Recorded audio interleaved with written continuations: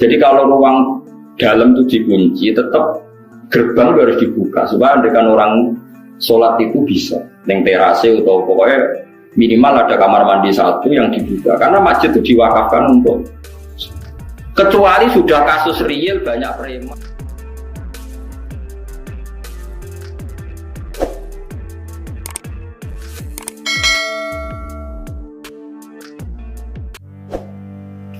Makanya fatwa saya dalam masjid ya seperti itu.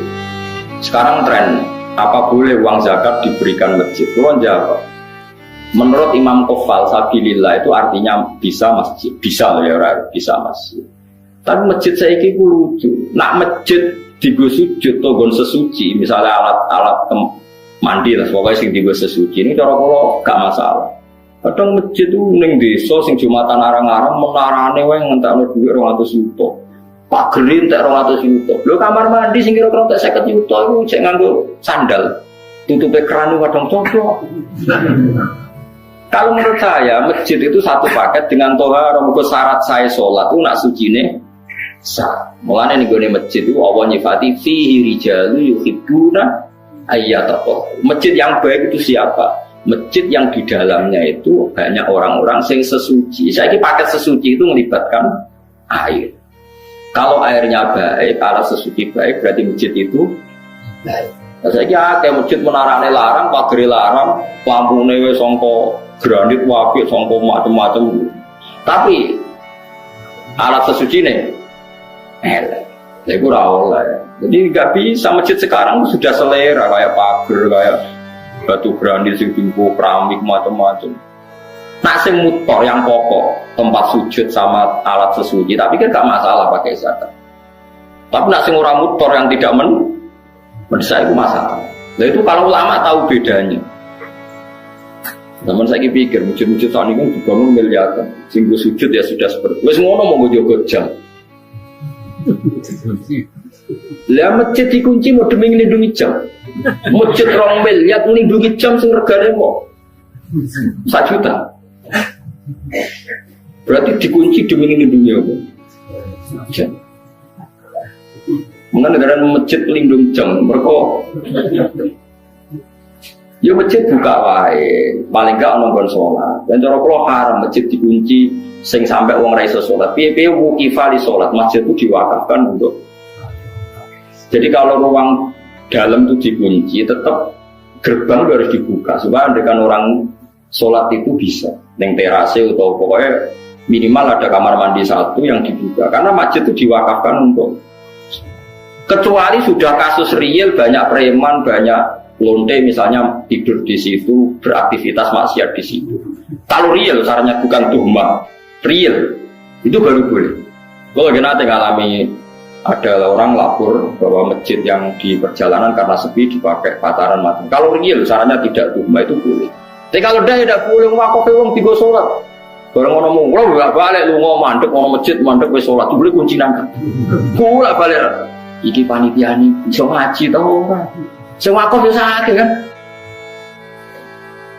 Karena sing tepan sekapi sholat wali tahu lama gede kan rugi tenan. Gak sudah di sholat lama, gara-gara kok dikunci. Tak kok ya alasannya, nak dibuka nih Gus, jamnya nyicap. Oh, terus masjid teng mriki digawe kangge nglindungi jam ini. Ya, dikunci demi nglindungi. Jam ini kan mana? Nah, cara kula setengah-tengah ngoten guys. Ya oke lah yang di tengah itu kunci tidak apa-apa, tapi tetap teras-terasnya bisa dipakai untuk sholat. Itu diwakafkan untuk nopo sholat. Memang banyak kasus ya, misalnya orang nakal di situ. Orang daerah pulau mau kata pengurus masjid cerita pulau. Kata Gusti yang badhe ngising kebelet teng omah. Niku mau masjid badhe ngising. Karena ini WC ini bukaan.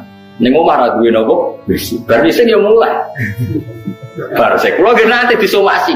Kula pengurus masjid yo gak jari. Saat aku lha sing ngono iku piro sak desa? Sekawan Gus. Lah sing moro masjid tapi salat 80. Lah yo 80 kok kalah mbek wong papat. Perkarane walian bareng dikunci walian sing ape jamaah. Kudu bisa melayu mulai perkara masjid dikunci. Lho kalau kiai tenan, jadi sering nonton yang lapor macam-macam. Ya saya dengar betul. Syarat kiai harus mau mendengar. Bodoh-bodoh nyata. Terus boleh jadi panitia milih. Ya milih dibuka yang 80 kok. Jadi parah. Nah kalau seperti itu harus kita mikir maslahat dan madharat. Ya maslahat dan madharat. Di global ini malah itu, jika bangun dengan uang zakat dan nggak ada pilihan zakat itu kalau bisa memang jangan dikasihkan masjid karena pendapat sabilillah khair itu minoritas sekali dalam fikih. Tapi kalau masjid itu dengan makna tempat sujud atau tempat sesuci yang mendesak untuk kepentingan sholat, kulolah longgar. Ya, yang saya ulang lagi, yang mendesak untuk kepentingan, nah pagar, menara, keramik-keramik mewah itu tidak terkait dengan mendesaknya sebuah masjid. Ini kalau suwon sing ngaji kulo misalnya bangun masjid nomor 1 alat sesuci itu kudu ideal. Idealnya gini loh, bayangno sing ra roh sesuci lah dadi suci. Kayak ulama-ulama dulu tuh, orang kalau mau ke masjid pasti ngelangkai air yang lebih dari 2 kolam. Paribasane cacilik sing ra roh najis wae gelem ra gelem sikile ijik kok ngliwati. Kalau sekarang itu udah usum ya karena orang sekarang kayak kesehatan itu udah steril ya soal krane loh. Musuh saya kira yang kayak raga rumus, mau steril loh macam-macam. Wah mari kuman kok. Tapi itu penting. Biaya sifatnya masjid itu fihi rijali yuhibbuna nabo ayat atau haru. Masjid yang baik itu diisi oleh para penghuni yang senang nabo sesuci. Tentu sesuci itu alat utamanya nabo air. Jadi ini kalau fatwa tenang. Kalau seperti itu gak apa-apa. Tapi sekarang masjid kan gagah-gagah. Wah gere, wah mewah-mewah, tulisannya gawe di lampu mewah, tapi rano sini sen gagah era karuman. Nah itu yang maksud itu yang kata Nabi alamat kiamat itu sebenarnya umatku naik berlomba-lomba bangun nopo. Tapi kalau bangun yang tempat sujudnya, tempat toharohnya itu bagus. Ya mergo fihi rijalul yuhibbuna nopo ayat atau. Bukan kalau terus bangun. Wasa'alu lan takok sapa kafir Mekah ing Nabi an waqtis qiyamis saati saking wektu kapan terjadi kiamat. Fanazala mengotumurun apa kul la ya'lamu man fis samawati wal ardi ghaiba illallah. Kul ngucap sira Muhammad la ya'lamu ora ngerti sapa man wong fis samawati kang ing pira-pira langit wal ardi lan bumi. Minal malaikat saking malaikat wan nasilan manusa al ghaiba ing barang gaib. Emat sing perkara go bakang goe popoma andum saking para manusa lan malaikat. Illallah kecuali Allah. Lakini lahu tetapi nek Allah ya alamu ngerti sapa wa taala ing barang kore. Wa ma yasuruna lan ora bakal ngerti sapa wong akeh kufar Makkah tetesi kafir Makkah kalau irihin. Kaya liyane kafir Makkah ayane pasti kapan diterjadekno iku kabeh waktu yu pasti. Tegese kapan iku ditangekno sapa wong akeh. Balid daroka ilmuhum fil akhirah atau bal adroka ilmuhum fil akhirah. Adroka biwasni akromani buatan kira'i kita. Gimana hal adroka? Wa fi kira'atin ukhra iddaroka balid daroka ditasdidid dal katus kira'i kita balid daroka ilmu wa asluhu ti asli iddaroka kita daroka udilat dikendia wa ta'u tak jalan ingkar wa adhimat antine ilgomno apa ikilah dal fidali ing dalam dal wastu ribat nantin tarik bohem jatul wasli bohem jakasa Tebala wala hiko, kesitu mekolan untuk tata ba'a wa ta'ala hako. Tata ba'a terus menerus ta'ala hako saring susul menyusul. Apa ilmuhum ilmune wong akeh fil akhirate dalam akhirat, dia tegese dalam akhirat. Hatta sa'alu sing takok sapa ngakeh an waktu majia saking wektu terjadine kiamat. Sate kese ora ana apa alam perkara kadalika kaya persangkaane tiyang kafir. Balung balik wong kafir fisak ning dalam mamang dunya saking terjadine kiamat. Balung balik wong kafir minasang kiamat itu amuna iku picek kabeh. Jadi Allah nek duka ngendikan wong kafir iku picek, manane picek ora picek fisik, ora mengenali kebenaran itu. Jenenge napa? Picek. Mane kadang ulama itu yo kasar, manjen kadang Quran nek duka yo kasar, sumum bukun wis picek budek apa. Picek budek apa elek terus. Wis Allah nek duka yo ngoten. Balhum min amun, dasar picek angel lan. Min amal kolbi saking yaitu biceke ati atau min umil kolbi saking biceke ati sama di amal kolbi itu umil kolbi wa te dawa iki ablagu le balik mimma dinimbang dawa kobau kang surunge iki wal aslu itu amin sangka dawa amin ustusilat den anggap apot ustusilat dianggap apot apa adoma tu doma ani jaisan iya panukilan muka den bida apa doma ilani memaring ini ba'da hadfis kasratia sausi buang kasrene Wa qala lan ngucap sapa ladina kafaru sapa wong kafir aidan lan maneh ingkari basi dalam ingkari terjadine pas. Oleh ngucap aida kunna ana to nalikane te kita uturoban rupa lemah wa abauna lan bapak-bapak kita. Aina ana to te kita lamu krojuna bakal ditangekno kabeh lan kuburi sange kubur. Lakatu ita teman-teman dan janjeni kita hadari kilah jetinah muyo kita wa abauna bapak-bapak kita mengkobu sange sedurunge iki. In hada ora ana ta iki wila sabil awalin kecuali nopo cerita-cerita sing wis kelewat. Terus Nabi pancet senengane cerita nak sampeyan wong ditangekno saka kubur. Nyatane mbah-mbah kita mati nganti saiki ora ono sing tangi. Cara berpikir tiyang napa? Cara berpikir tiyang napa? Kafir. Jam ustura. Utai lafat asatir jam lafat ustura bidomi lan doma. Ma terus perkara sutira kang ditulis sapa mak. Minal kisbi sangking piro-piro kedustaan. Kul ngucapu sira Muhammad siru lumako sira kabeh filar dan bumi fangguru mongko angen-angen sira kabeh defakana hale kaya apa ana apa akibat mujrimin apa akibate wong sing nglakoni dosa. Diingkari sebab ingkare wong mujrimin. Wa yauta ikilah akibat iku halaku iku rusaya al mujrimin bila ada iklan disiksa. Wala tasalana susah sira Muhammad alaihi mengatasi prilakune wong kafir wala takuna rajono sira fi bakin ing dalam kerukukan. Muhammad ya rasa susah nak dikomentari wong kafir mima sing apa wae yang kuruna kang komentar sapa wong kafir iman. Kang gawe rekodaya sapa kafir utawi iki dawuh utasilyatur ngerem-ngerem. Manane menghibur lin nabi marang Nabi sallallahu alaihi wasallam. Ayla tahtamat kese aja gawe susah sira bimakihim kelawan rekodayane wong kafir. Ngerekodo ya ada kain atas sisiro. Fa'ana mengute ingsun nasiru kaiku. Gak sing nulung kue alaihim ngalano yang atas kufar. Wa yakunu nawata hadil waktu in kuntum shodiqin. Pulau terang lagi masalah paham-paham sing macam-macam.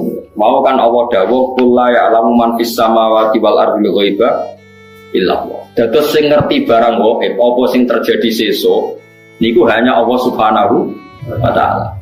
Itu menjadi firqah besar di dunia sampai mereka menafikan bahwa Nabi juga tidak tahu perilaku kita sekarang, sehingga mereka mengingkari semua hadis tentang sholawat yang bahwa setiap sholawat itu dipertontonkan di Nabi, kemudian Nabi menjawab sholawat setiap umatnya, ya setiap apa?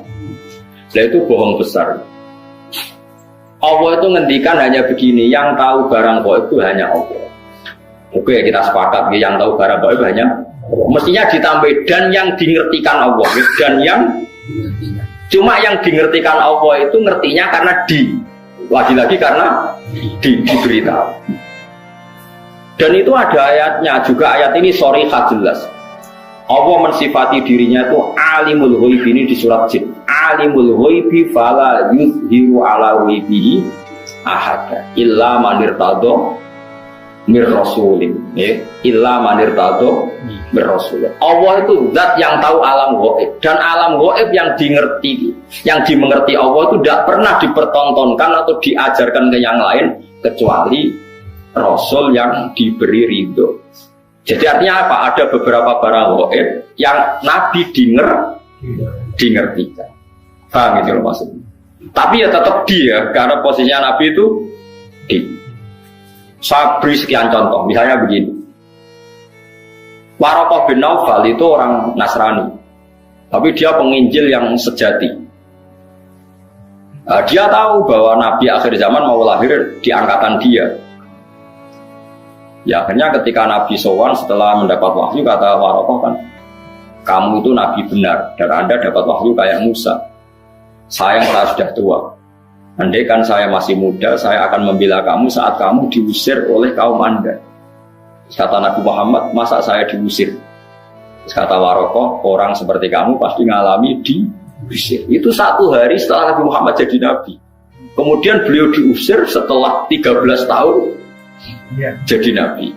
Gitu, misalnya jadi Nabi umur 40 tahun, diusirnya kan tahun 53. Nabi umur berapa? Itu kan barang gaib, tapi tercatat dalam aturan-aturan kriteria Nabi agar Nabi ya sebenarnya alami diusir. Nah itu ya barang gaib, tapi orang bisa tahu karena dingerti. Sekarang di Masjid Biru, Masjid Khodrok di Turki, itu ada di kubahnya, di menaranya itu ada tulisan latas tahunnal Konstantinia walatun fikunna kunuzha fi sabilillah. Itu Imam Bukhari meriwayatkan itu tahun 200 Hijriah. Saya ulang lagi, 200 Hijriah. Dan itu hadis ditulis, dibaca ulama seluruh dunia. Zaman itu Konstantinopel masih dalam kekuasaan Romawi. Konstantinopel Turki ini. Konstantinopel yang terkenal tentang Turki. Setelah 600 tahun dari hadis itu diriwayatkan, Konstantinopel ditaklukkan oleh Pangeran Al-Fatih. Jadilah negara Islam. Makanya masjid ini jadi masjid apa? Al-Fatih. Tapi Nabi berani ngetikan itu. Taunya karena ngerti. Paham ya? Makanya maksudnya kecuali yang diberi ngerti Allah. Jadi keliru kalau ada orang ono wali kiai kok ngerti barang gaib. Sing ora barang gaib mau apa itu benar, tapi Allah punya hak mengertikan yang diberi ngerti. Mergo ono istisnae no wae, alimul ghaibi fala yudhiru ala ghaibi ahadan illa qadir tadho mirros. Jadi Allah itu zat yang tahu barang gaib dan tidak akan mengertikan kecuali sama orang yang dikasih.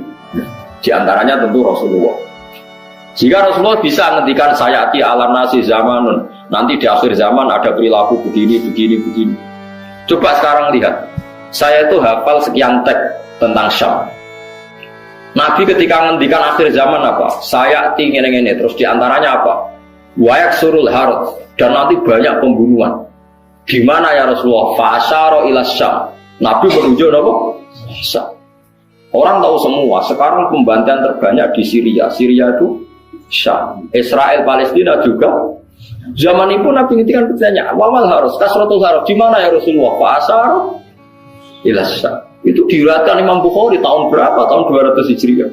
Sekarang kejadiannya sekian ratus tahun setelah dawuh Nabi. Itu ya barang gaib, Nabi perso.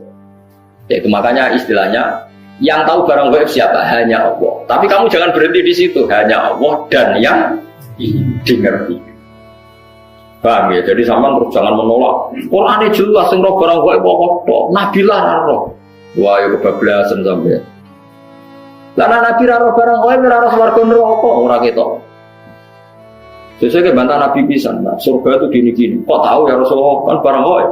Yang tahu kan hanya Allah. Ya gendeng bareng lah sebenarnya.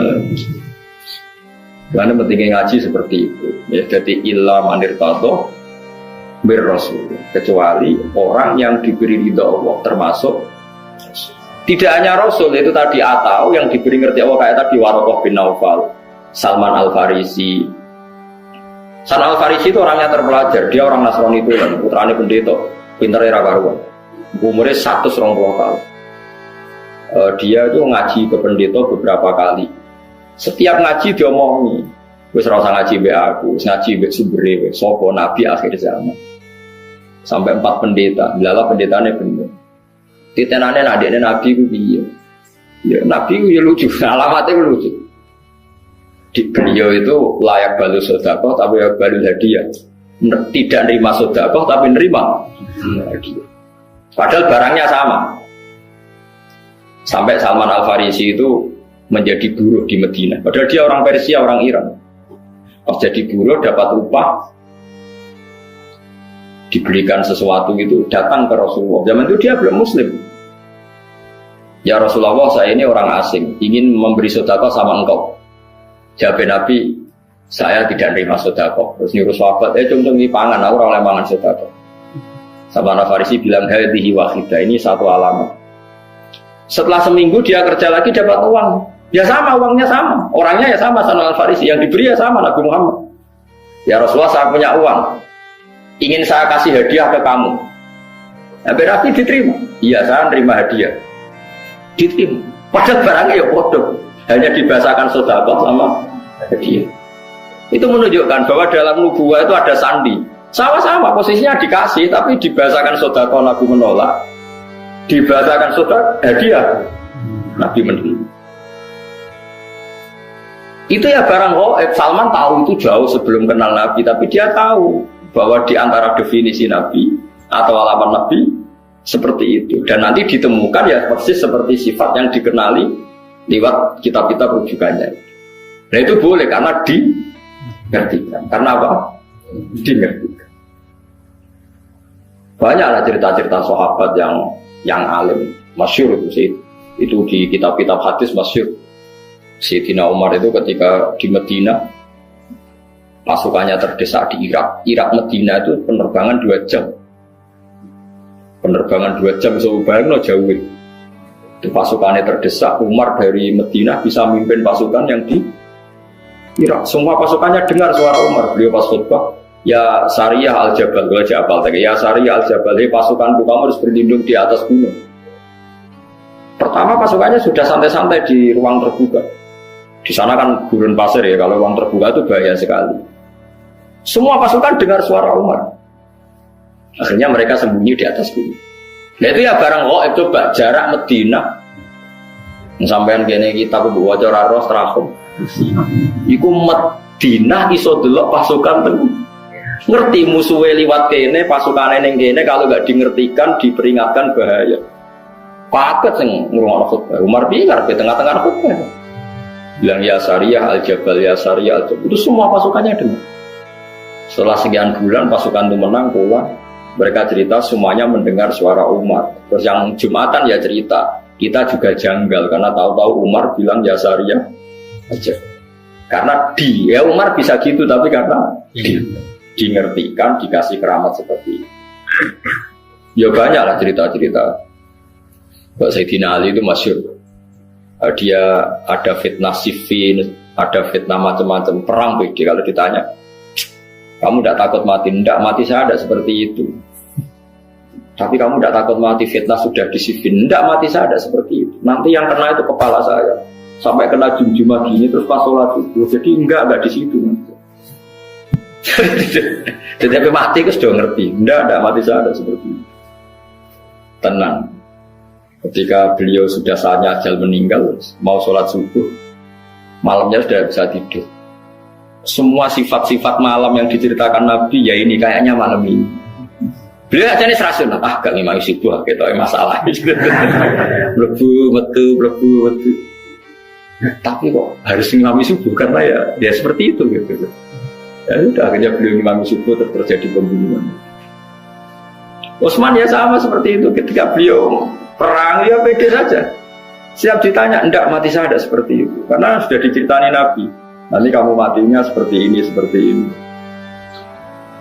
Terus ketika beliau dikepung mau mati lah ini ajal saya. Memang gambaran mati saya seperti ini. Ya mati betul.